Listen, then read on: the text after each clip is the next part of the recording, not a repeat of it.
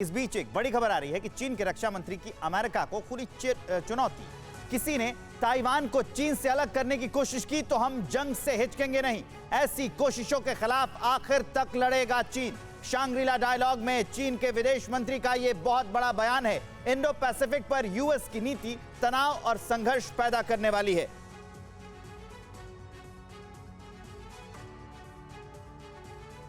तो चीन लगातार धमकियां दे रहा है, चेतावनी दे रहा है। इसको समझना होगा कि चीन दरअसल इस तरह के बयानों से कौन सा ऑब्जेक्टिव हासिल करना चाहता है। वाकई में क्या चीन के इन बयानों का उन देशों पर जो चीन की मुखालफत कर रहे हैं उस पर असर पड़ेगा?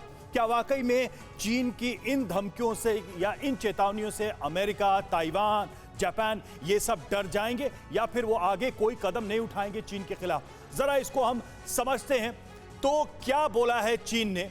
ताइवान पर जीरो टॉलरेंस रखेंगे ये कहा है उन्होंने। शांग्रीला डायलॉग में चीन के रक्षा मंत्री ने क्या बयान दिया, जरा उसको समझिए। ताइवान चीन का हिस्सा है, ये स्पष्ट कहा है। हम शांति के साथ एकीकरण की कोशिश कर रहे हैं, यानी हम अपना लक्ष्य भी नहीं छोड़ रहे हैं। हमें पीस भी चाहिए लेकिन हम इसमें आगे भी बढ़ेंगे अपनी सीमाओं को बढ़ाने के लिए। ताइवान को चीन से अलग करने की कोशिश किसी भी हाल में मंजूर नहीं, यानी इस बयान में यह कहा गया है कि ताइवान अलग नहीं है, चीन का ही हिस्सा है। उस बात को दोहराया गया है। किसी ने ताइवान को अलग करने की कोशिश की तो हम उससे जंग लड़ेंगे। सीधे सीधे ये वॉर थ्रेट है उन देशों को जो ताइवान के साथ खड़े हैं। ऐसी किसी भी कोशिश के खिलाफ चीन आखिरी वक्त तक लड़ेगा, यानी कि इस लड़ाई को आगे ले जाएगा जहां तक ये लड़ाई जाएगी। ताइवान को स्वतंत्र करने की किसी भी कोशिश के नतीजे अच्छे नहीं होंगे। युद्ध की धमकी है ये, सीधे सीधे वॉर की धमकी है। और किसी को चीनी आर्म्ड फोर्सेस की क्षमता को लेकर गलतफहमी नहीं होनी चाहिए। सेना को लेकर भी ये एक तरीके से स्टेटमेंट दिया गया है कि हमारी सेना काफी ताकतवर है। इंडो पैसिफिक में अमेरिका की नीति तनाव और संघर्ष बढ़ाने वाली है। देखिए, एक तरफ लॉर्ड ऑस्टिन से बातचीत में ये कहा कि हम आगे भी बातचीत करेंगे, लेकिन दूसरी तरफ ये सारी धमकियां भी हमें नजर आ रही हैं। कोचर सर, ये कैसे संभव होगा?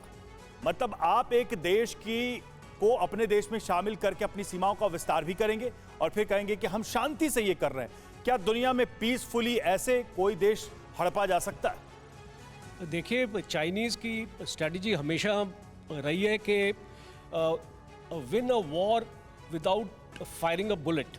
और अगर आप इसको माओ सी संग से जो भी इनके जितने भी डेंग जाओपिंग और जितने भी इनके लीडर्स हैं, अगर आप इनके स्ट्रेटजी और इनकी डॉक्ट्रिन अगर आप उसको स्टडी करेंगे तो आपको ये बिल्कुल साफ हो जाएगा।